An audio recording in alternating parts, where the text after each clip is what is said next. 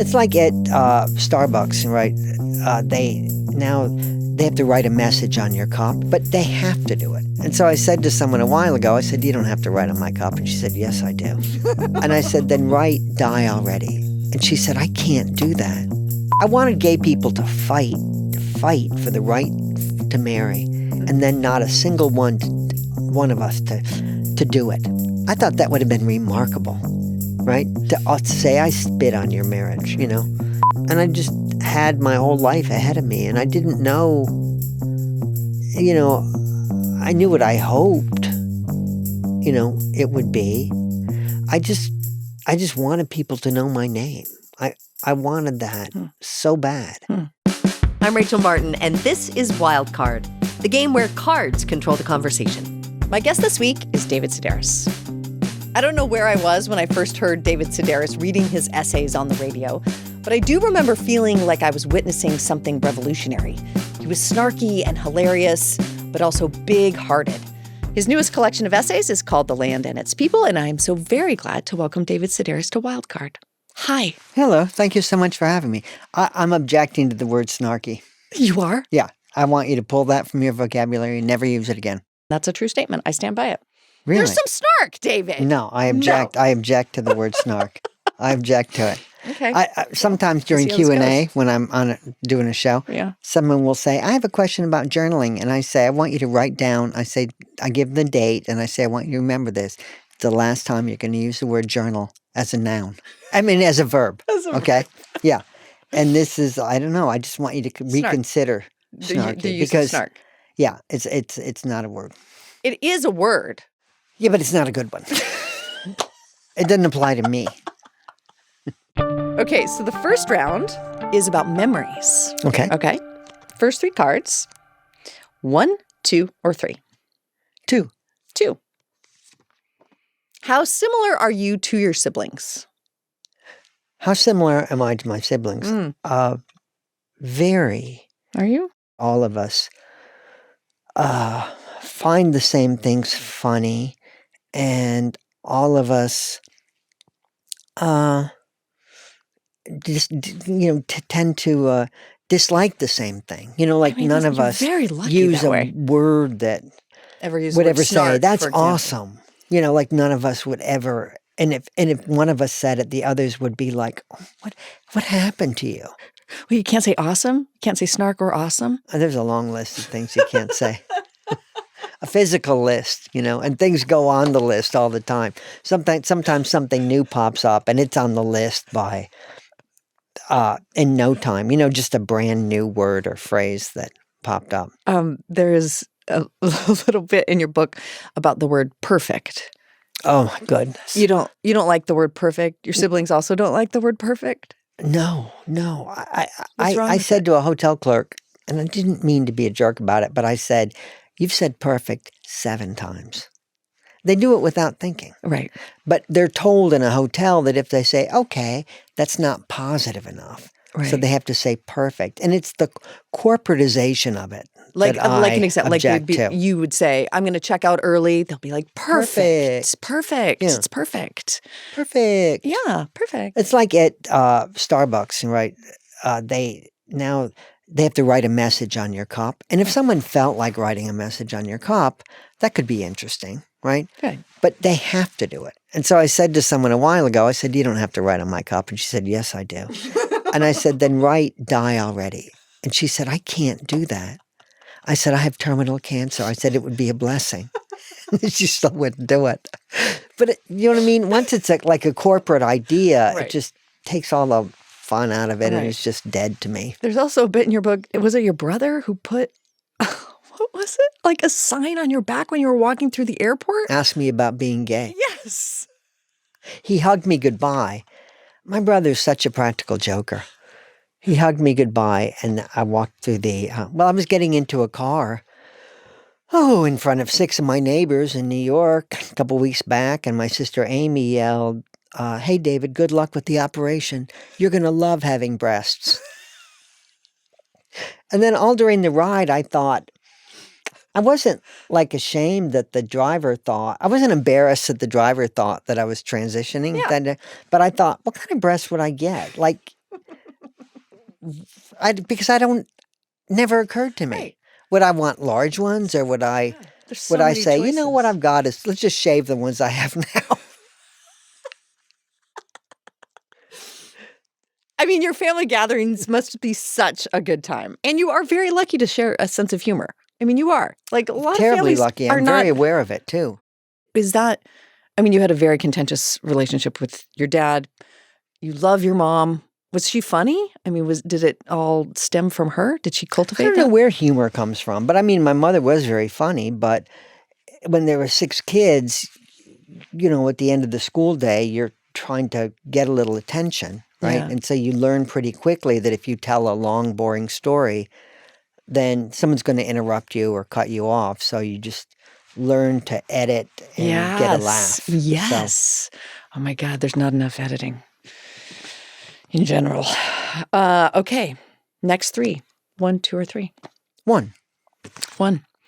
Where would you go when you wanted to feel safe as a kid? I'll turn that on you. Oh, look at you.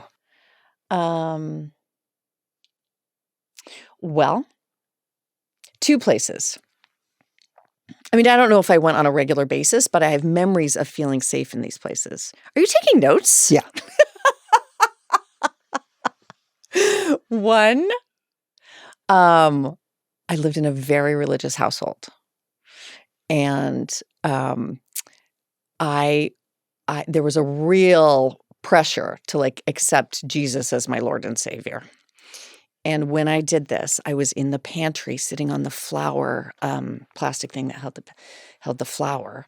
And I remember doing this religious tradition in that pantry. And then it just kind of felt like a safe place after that. So after I ordained myself a Christian, I would just go in the pantry all the time and shut the door. And it felt, with the canned tomatoes, whatever, it felt like a special reprieve from chaos. And the other place I went, when I was older, I had got my own room in the basement, and there was a heater like attached to the wall. I'm sure it was an electrical hazard that you could really crank up really hot. And I would have one of those pillows that has arms, it has a back and it has a couple arms. And I would put that little pillow down in this corner and situate it right in front of that heater. And I would just crank that heat up, and I would just sit there and sort of hide from my siblings and write notes to boys that I would never give them and kind of dream. And I also remember feeling quite safe in that little corner of my room. And you? What you got? I was in Canada a few weeks ago doing a show in a theater, and there was a man with a rainbow striped pin on that said, "You are safe with me." So he was like a roving safe space, right? And I'm like, how unsafe is a gay person at my show, right? In Canada, right? But he was a roving. Also, I don't know. If someone's advertising it, I recoil a little bit. I did the too. skeptic in me is like, are you? I did too. Are you It just though? felt like everything that was wrong with the world. A roving safe space. But you have the best because you felt safe in Christ's bosom, is what I was hearing there. I did as a child. I did feel That's safe nice, in Christ's though. bosom. I felt safe at home. Yeah. I mean, I was a mess, right?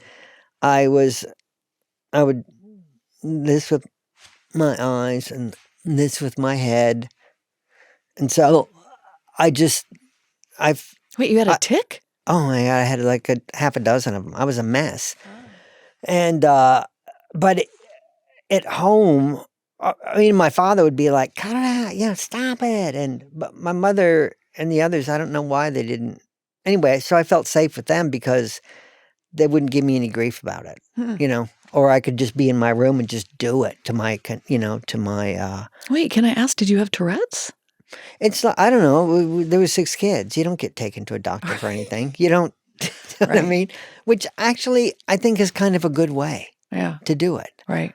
Because otherwise, I can't really speak to it because I would have been on medication and this and that, and maybe that would have done me loads of good, but I don't know, nobody just stop it.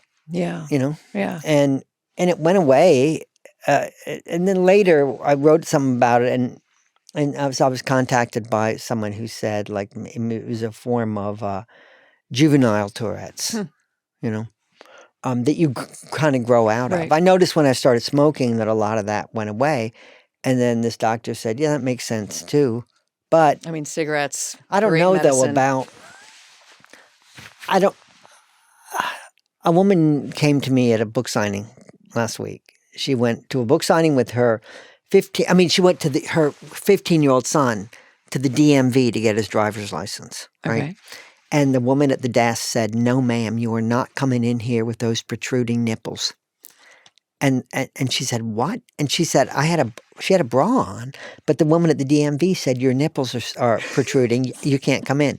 So she went and she bought a T-shirt at a strip mall, and her son was so embarrassed. She said, I wanted to call Eyewitness News because everyone should know that this is happening, right? But she wanted to embarrass her son further. Anyway.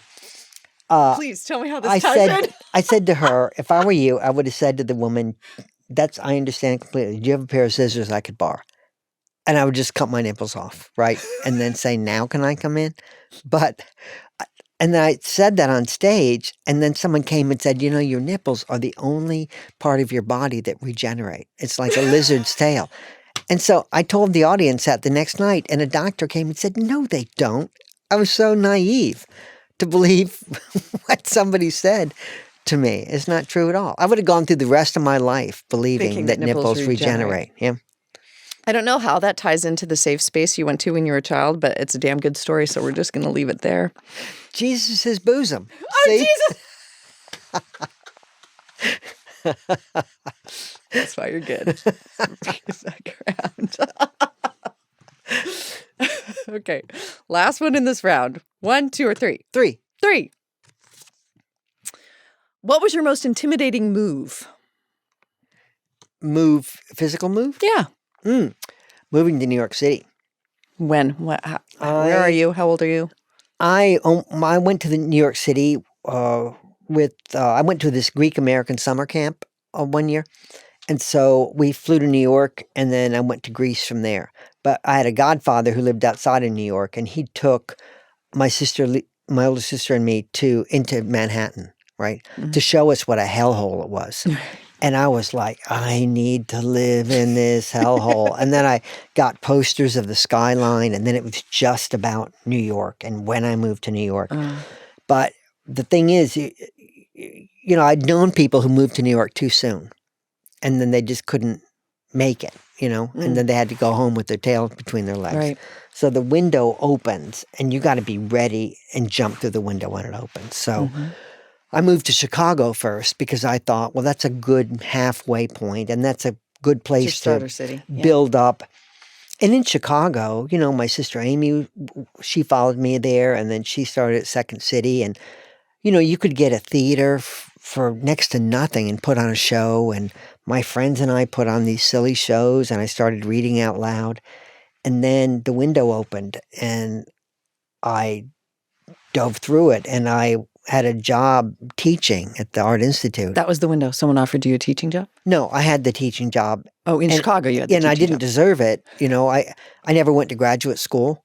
But they offered me a job teaching creative writing. Anyway, so I felt kind of fraudulent, but it was a real job. And I left it knowing I'd never get another one. But the window opened. What was the window? Like, what was the pull? There was a fellow who I knew in Chicago who had a 2-bedroom apartment in the West Village, and he had been subletting it, and he was going to move back there. And he asked if I wanted to be his roommate, and my half of the rent would be $350. And I just felt like professionally, I started reading out loud in Chicago, and I felt like I'd hit the ceiling there, and it was time. And so all the signs were there, and I just went. And I was, if I'd had the wherewithal, I would have maybe had more money, saved up, or I would have had some kind of a job lined up. But the window was open, and it might have closed if I didn't act right now. Oh, right. So I acted getting an apartment is right like now. 90% of success in living in New York. And But I mean, part of it too was my father. They're going to eat you alive. You idiot. This is the only decent job you're ever going to have in your life, and you're leaving it behind. You were going to regret this. Didn't that make you want to just do it even more? It did. Yeah. But it was just that chorus in the back of your, you've already got your doubts and stuff, but the last thing you need is that added to it. But and after that, I could move anywhere. Right. So when you got there, how long did it take you to actually, like, were there points where you thought, oh, I don't know if I am going to cut it? Or did you find work and a foothold pretty early? I was there for about a month, and I, had a budget of $7 a day, and I found a job at Macy's as an elf, but it didn't start until the day after Thanksgiving. And in retrospect, your origin story. Yeah, in retrospect, it was the best job I ever had, right? But at the time, it was pretty tough because you'd moved to New York, and people are like, he's an elf. He moved to New York, and he's an elf. Like, it just was so humiliating, right? But did you watch The Comeback? Lisa Kudrow's show? Oh, no. It's one of the best things ever on TV. Is it? And there was 3 seasons of it.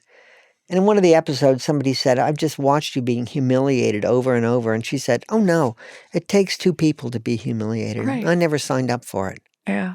So I sort of felt that way. Yeah. Like, if you write and something humiliating happens or something degrading happens, it's just like somebody handing you money, right? Right. I mean, I know people, and if someone insults them, it ruins their day, their week, their month. But to me, I feel grateful for it because I can write about it. Yeah, and I can get a laugh out of it. Yeah. And it's like someone just handed me money. Let's pull out of the game for a few minutes and talk about your new book. Congratulations. So in this book, readers get a sense of you, I would say, most acutely in relationship with other people. Like, there's a lot of you in relationship with your very close friends, from present, from past, your sisters, especially Amy and Gretchen, and Hugh, who we shall call your person. Nope, you're probably going to hate that one too. Yeah, I hate that one too. Hate that one too. Okay, he's so the person I married. He's the person you married. Yeah. Yeah. So we should just dispense with this. Hugh is legally your husband. I don't know that word. Okay. I don't it's not know. part of your I don't know that word. your lexicon. Yeah. You've been with this human for a long time now. I think 36 years. God, that's a long time. And in the book, you write about getting married. You can say that. You can say married. Yeah. But you did it in secret. Mm-hmm. Why? It was a shotgun wedding. It was just arranged by our banker to save money on inheritance stuff. Yeah. So that's the only reason we did it. And I didn't tell anybody about it because I don't, I didn't want people saying, is that your husband?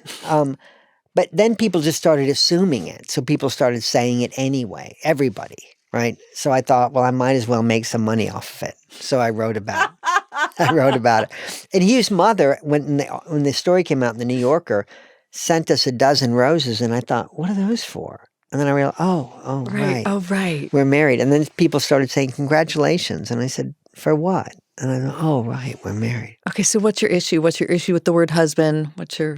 I mean, I understand people don't really care about marriage. If you said to me, my husband loves driving drunk, take offense. Then it would be, I'd be like, wow, tell me more, right? But if you were a man and you said, my husband likes to drive drunk, I would think, well, I hope he gets in an accident and that's one less husband in the world. I wanted gay people to fight for the right to marry, and then not a single one of us to do it.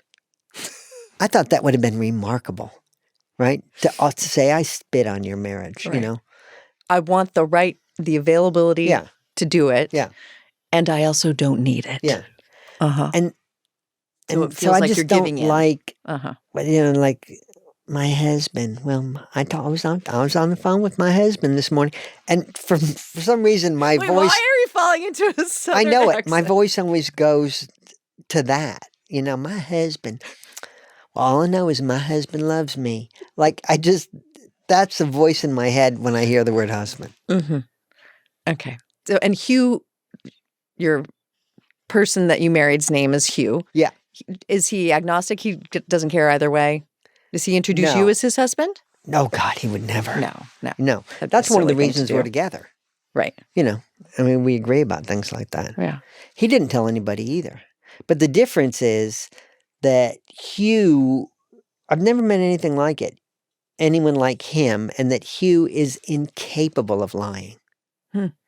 And so if someone said to Hugh, "Are you two married?" He would say, "Is it going to snow?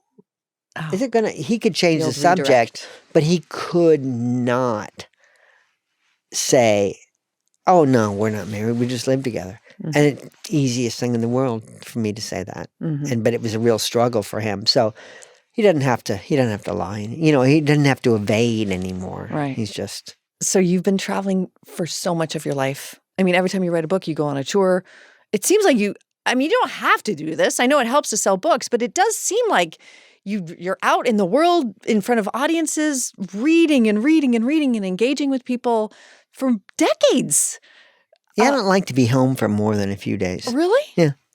How come? Just feels, I get tired of my Kinda boring. office, or everything just seems the same to me. huh? I just feel like I'm in a rut. And he will say, "You've been home 5 days." Huh. Yeah. And so he'll know that. He'll be like, it's time for you to go. You got to get out. Or is he He's resentful just when the he says that? opposite. He doesn't like Yeah. being uprooted and being moved somewhere else. He doesn't. He doesn't go on tour with me, but Mhm. his mom is in poor health, so he goes to Kentucky a lot, and then Yeah. he has to go. Then there'll be something going on in England, and he's got to go there, or something going on in France, and he's got to go there, and so he bounces around a lot too. He just doesn't do it as cheerfully as I do. Yeah. But it still fills your cup, sounds like. Yeah. Round 2. This round is called Insights. Okay. 1, 2, or 3. 2. 2. What do you enjoy complaining about? Oh my goodness. What a silly question Wow. I love complaining.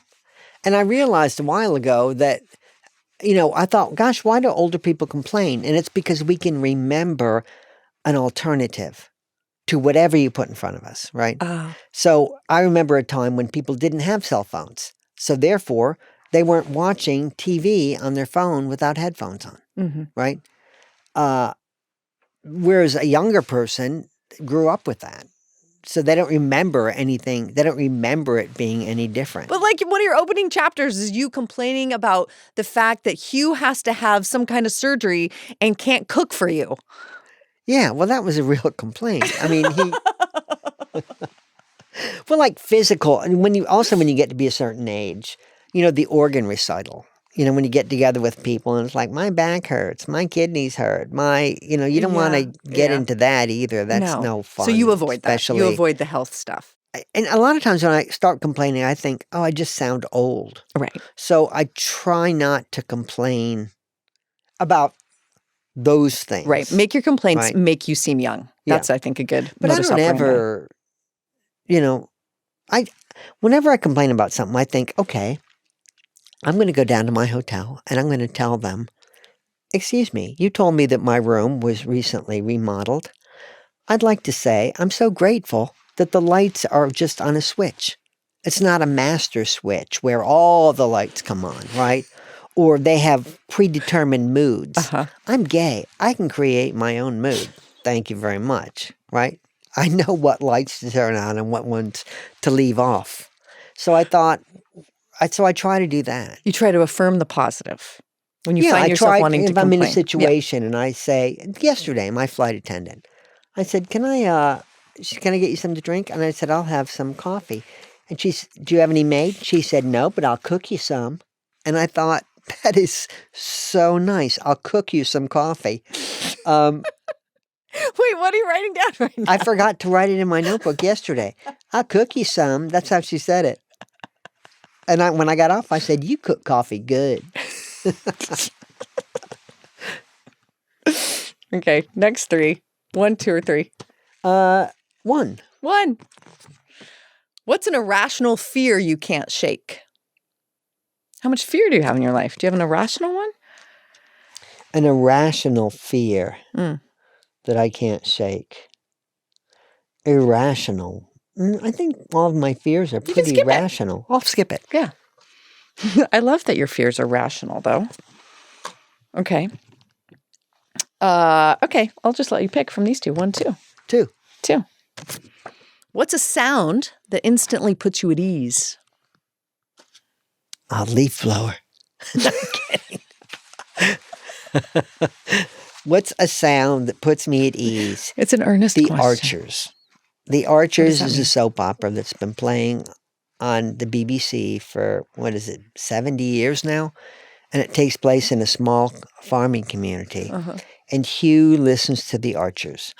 And the He sound doesn't of even Hugh... really watch it? Oh, it's on the radio.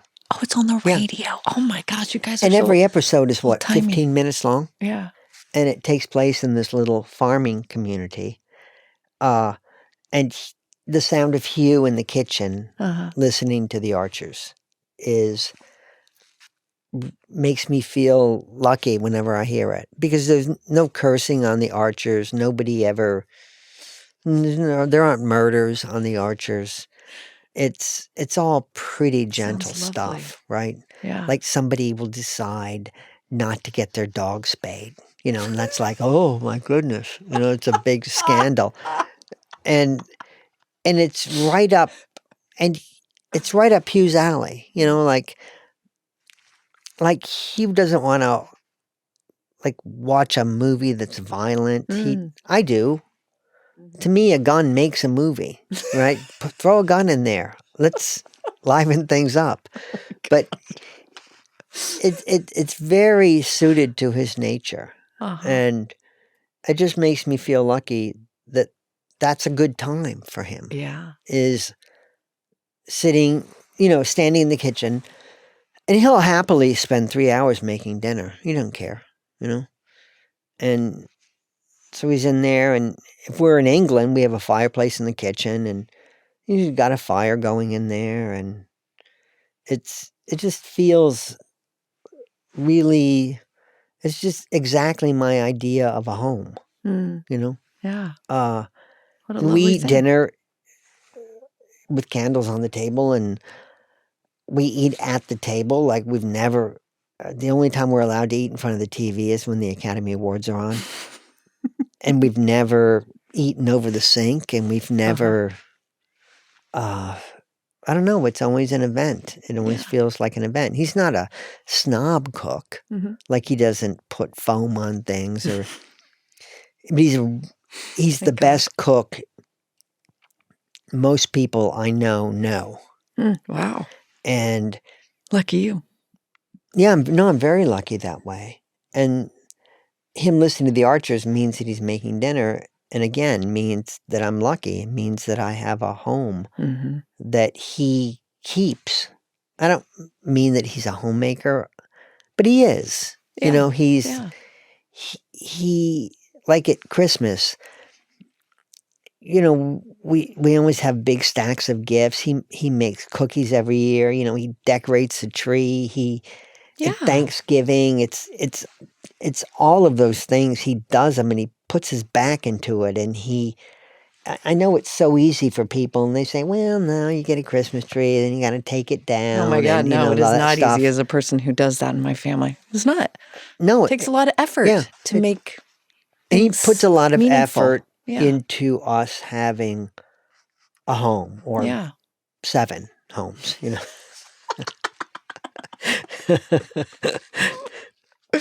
Okay, last one in this round. 1, 2, or 3? 2. 2. When do you feel most like an outsider? When do I feel most like an outsider? I feel most like an outsider in, well, in England, Ah, yeah, where we live half the year, right. because I am an outsider. But I grew up in North Carolina, but my family moved from Western New York State when I was in second grade. And so back then, all the newscasters had accents, and everyone on the radio had an accent. And if you didn't have an accent, you were a Yankee, right? That's what you were called, a Yankee. And when you win the war, you don't think about it again. It's only when you lose that you dwell on it. So we moved to a place where people were still sore about the Civil War. You could get beaten up and called a Yankee. So I grew up in that environment. So it felt normal to me. Yeah. So when I moved, we moved to France and then we moved to England. And then in France, everyone just thought you were on vacation. Right. Like I remember I went to the hardware store and the guy said, "Are you on vacation?" And I was like, "I've been coming here for 4 years." Like that would be a really long vacation.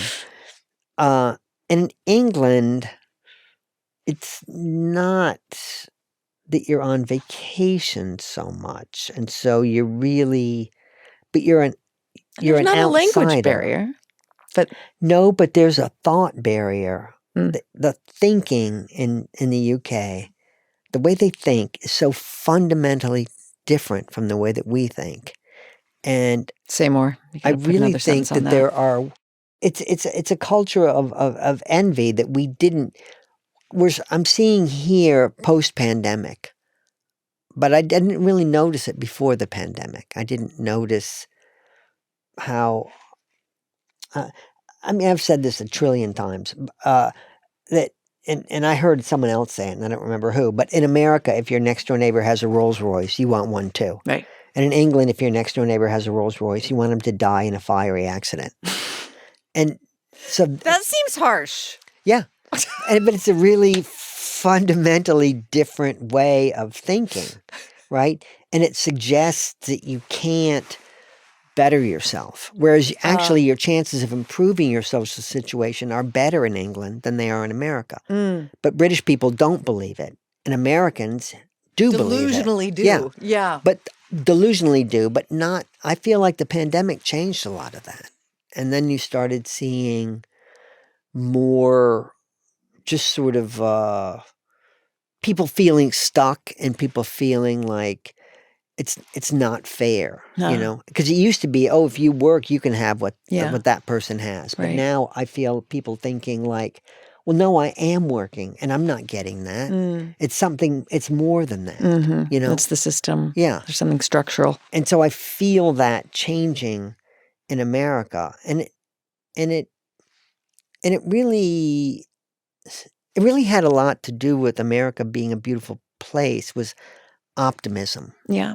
Yeah. And Europeans will make fun of American optimism, but I always thought like, well, make fun all you want. It's a really nice quality. It's a nice quality to believe in the future, and it's a nice quality to to see your place in it, Yeah. And you I feel hate that seeing that diminishing. dim, Yeah. Yeah. Downer. But they still like you in England. I'm sure you still do book readings and sell books. I've been very fortunate to have a show on the radio on the BBC for, 10 years or so. Yeah. So they've let you in, sort of. They've let you into their club. That was the thing. Living in France, there wasn't a place for me. And then I started going to the UK. I started going to England, and they said, we'll just scoot down and make a place for you. Like, oh, you want to write for the newspapers? Sure, we'll just scoot down. You want to be on the radio? Sure, we'll just scoot down a little bit. And it was really made me feel welcome and appreciated. And nothing feels so good as making your way in another country. Yeah. Because they've got their own people to read. And funny, come on. They're pretty just funny. born that way. Right, I know. And they don't need me at all. And so I just so appreciate them. Although every time you succeed there's somebody who wants But see, the thing burn is, your house down. though, when you're I feel like when you're an American and you come back to America and you go to customs, there's a cape, a wool cape soaked in water. And they say, welcome home. And they put it on your back. And that is race relations in America. And you forgot what it was like not to wear it. But now it's on your back again. And you're back in the United States, right? And like the class stuff in England, I can walk down the center of. It's not my game. Yeah. You know? Yeah. And so I'm excluded from it in a lot of ways as well. So it's really nice. It would be like in France, I didn't have any beef, like there's tension between, French people and Arabs, but wasn't my thing, Right. and when I would go into like an Algerian market or whatever, once they heard my accent, they were like, great, welcome in, and so again, Well, sure. it Here you gotta own wasn't it. my Yeah. thing. Yeah. Okay. On that note. I said, welcome in. I hate welcome in. Did you just say it? I said, welcome in. I was, It's a whole thing in your book how you hate I when know people it. say welcome I in. know it. I said, and they I'm so wouldn't glad say you it called either. yourself on that. They wouldn't say it either, welcome in. It just was in your head. Yeah, I guess it was in my head. Oof. I got to clean my head out. You really do. Snarky head. Okay. Beliefs. 1, 2, or 3? 1. Are you preoccupied with the past or the future? Oh, I'm preoccupied with the past. The past. Yes. I don't know if it's an age thing or, it must be, because most of my life's over. Yeah. There's more to think about in the past. When I think about the future, this all gets worse, I mean, everything gets worse when you think about the future, right? I mean, I thought when I was young that when you got to be 69, you would give anything to be young again. And now I realize that when you're 69, you say, thank God I'll be dead in 20 years because I don't know how much more of this I can take, Because if you went back to being 20, it'd be, then you'd feel like, oh, I'm not going to have any career and I'm not going to be able to afford to ever buy my house and I'm not going to ever have children and I'm not going to be able to ever do any of these things. And, Because that was your psychology then? Or you just think the world has changed to the point where if you were 20 now, yeah, if that I were would be your 20 now, reality. that's Yeah. what I would be. I'm maybe not. I mean, it's a beautiful thing about being young, or it used to be a beautiful thing about being young, is that your future was wide open and you didn't feel, you were an optimistic person. And so maybe that, you know what? I'm putting an old head in a young body is what I'm doing, I think. Yeah. But also, I can't write about the future, I mean, I can write People about... do, but it's Right. not a thing that's interesting It's to not my thing. Yeah. So I was just writing something. I saw my brother last month, and he's like just a slob like you wouldn't believe, but his house was clean. And he said, man, I spent a month cleaning. He said, and I did that mad clean. You got to be mad to really clean. And my sister Amy and I were like, oh, we thought we were the only ones who did that. But when you start cleaning, you just get furious. Yeah. Not at who left the mess, but like I have things that I go back to. And I was cleaning and then I was like, oh, the priest's wife in 1968, and I'm cleaning my bathroom thinking, oh, I wish I'd said this to her when she told me that. So I can really hold It's an on to effective things. motivator. Yeah. It's like Well, you it's get like your aggression it's out. like a steam engine. You're shoveling coal into the steam right, engine. right. Steam engine. But the past is, and it could even be yesterday. I mean, but that's where my material is. My material's not ahead of me. It's all behind me. Yeah. Okay. This is a really good way to do an interview. Well, thanks. Yeah, it's kind of fun. 1, 2, or 3? 3. Are there any reoccurring symbols that show up in your life? Turtles. Turtle? Really? Yeah, it all comes back to turtles. I mean, doesn't it though? Yeah. I mean, I have no idea, but just tell me why. I don't know. I just wind up writing about turtles a lot. They just show up. There's no escaping them. They're just everywhere. I mean, they don't live in England. There are no turtles living in England, so I don't even have them there. But then I'll come back to the United States, and it's like, turtles again? I just see them everywhere. Or you'll be driving, and there'll be like a snapping turtle trying to cross the highway. No, that doesn't happen. It doesn't? No. Oh. But, gosh, there's a place in North Carolina where all these turtles get run over because they're trying to mate. And it's like, not the highway, not the highway. And then they just get run over, and it's just the saddest thing. And you wish that they could. Have you ever hit a turtle? I've never driven. What? I've never driven a car. I don't want to hit turtles. That's what I decided when I was young. What if I were driving at night and not paying attention and I hit a turtle? How could I live with myself? No, I never learned to drive a car. Mm-hmm. I mean, that is wild because you didn't always live in cities, but.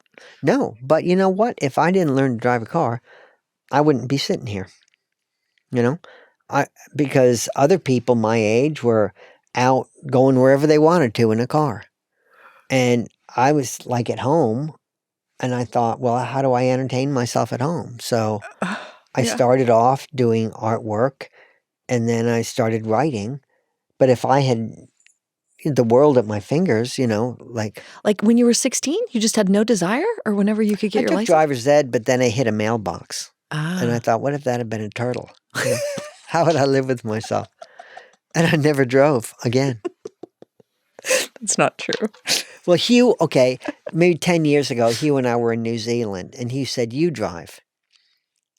And but you don't have your license. No, but we were just on the driveway of our hotel, Uh-huh. and I drove the car over to a stone wall, scraped the whole side of the car on the stone wall. Yeah. I couldn't go straight. I freaked out, and I don't know how people stay in the middle of a road. Well, first of all, we don't do this. You don't? We try to get 10 and 2, David. You keep your heads at 10 and 2. Yeah. Okay. Last one. 1, 2, or 3? 1. 1. What's something you want younger generations to understand? What's something I want younger generations What is your wisdom to bestow to the youngs? to understand?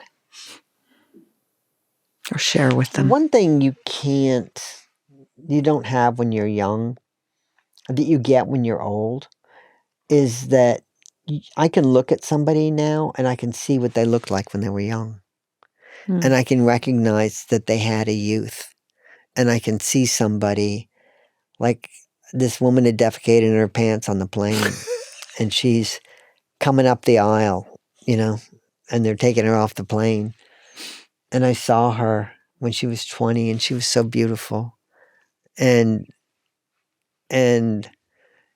I could give her that courtesy. Do you know what I mean? Yeah. But I couldn't have, if I were younger, I would just say, like you don't imagine an older person having a life really. Right. That's true. When you're younger. Yeah, right.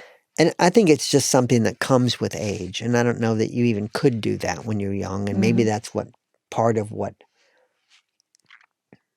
it's part of the, I don't want to say self-centeredness. It's something you can't know when you're young. Right. But there is, I hear you saying, it is worth the time to think of the sum total of a person and not just this one experience or this one judgment of them, but to imagine them as a fully developed 360-degree human who was a child, who was an adolescent, who has made other mistakes, who has done wonderful things, and maybe you're catching them at a bad moment. Too, I just say this Pooping now their when it pants. behooves me. So when I'm the one who defecates in my pants, people are going to be like, he was hot when he was 19, like that's really going to do me any good, But I don't know. I still feel that if you work hard, you can get stuff, Mm-hmm. I don't feel like it's hopeless. I don't feel that it's rigged. I don't feel that because that's one thing. And I don't, I mean, I don't know that I work harder than anybody else, Mm-hmm. but I'm pretty sure that I do. um, and so I just say that from experience, and nobody had more, I don't know, like I kind of got a late start in what I do. It never occurred to me that I could be on the radio with this voice. I grew up at a time when, people on the radio had really beautiful voices, and it would be like thinking that I could be a hand model if I had rheumatoid arthritis. Like I would have never occurred to me that I could have, so things change and doors open but unless you do the work, it's not gonna, Yeah. It's not gonna happen for you. And I guess that just the value of that and the way that the pleasure it can bring you, Yeah. I think is profound. And I don't know, it's brought me a lot of pleasure in my life. And, finding your way like that and kind of creating a career for yourself and making carving a path in the world. Sounds like you're still a rather optimistic person. I think I am. And that's a good quality. I mean, snarky, let's be clear, but also optimistic. Yeah, I am. I keep hoping that they'll open a Four Seasons in Kansas City. You were so...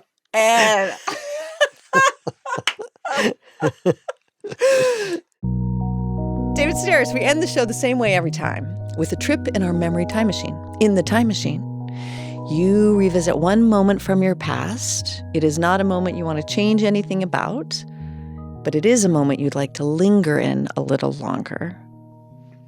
What moment do you choose? I am a senior in high school. It is an October afternoon, and it's perfect fall weather. And I brought the stereo. My sister Gretchen had a stereo that was in a cabinet, and I brought it outside into the backyard and plugged it in. And I'm listening to Phoebe Snow's first album, and I'm raking leaves.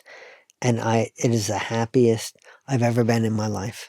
And I wish I could go back and linger there. I remember, just because growing up in North Carolina, it could be October, and then all of a sudden it's like 90 and high humidity. And this was a perfect fall day. Perfect. And I had my little perfect fall clothes on. And I had an activity, to rake the leaves in the backyard. Yeah. And I didn't, and I think, I don't know what's in store for me, but I think on my deathbed, I'll think, well, let me go back then. And there weren't even other people around. But I remember I was going to be seeing people that night, so I had that to look forward to. And it was so simple. I think I was invited to the Academy Awards this year. And just based on something that I wrote. It wasn't a movie. I wrote something about a movie, and they liked what I'd written, so they invited me. And so I was in the audience, and I was thinking, people winning the award, you have to worry that, what if this is it? What if this is the best moment of your life? And I always thought I wanted the best moment of my life to just be in retrospect, I would see like, oh, it was that. And it Mhm. was so simple. And it didn't take, it's never taken much to make me happy, you know? Really, when good weather can just be, just a beautiful fall day. And I like the autumn and being in a nice place. And, where we live in England in the countryside, it's so beautiful. It doesn't, it does, I can't get used to it. It's so beautiful. And I think there's something about, something about thinking you deserve to live in beauty, because you resist that and you think, I don't deserve this. They're going to take this away from me. I shouldn't have this. But then when you add the right music, and then if you add the right weather, that's really all it takes. And but I was so, and I just had my whole life ahead of me, and I didn't know, I knew what I hoped, it would be.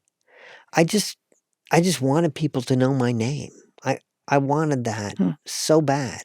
And I don't know why. It didn't matter anything to other people, and it was really important to me that that happened. And, but when it's not like you're 30 and you're like, oh, why it hasn't happened yet. And you have a feeling like, oh, you could be a failure. You're 17. Yeah. It's all before you. And it's a great day. And, you have a rake in your hands, what could be better? David Sedaris, his newest book is called The Land and Its People. It has been such a pleasure. Thanks for doing this. It's been a real pleasure for me, too. If you like this episode, and I hope you did, you can drop us a comment and let us know. We love hearing from you, truly. You can also like the video and subscribe to the channel to get more from Wildcard.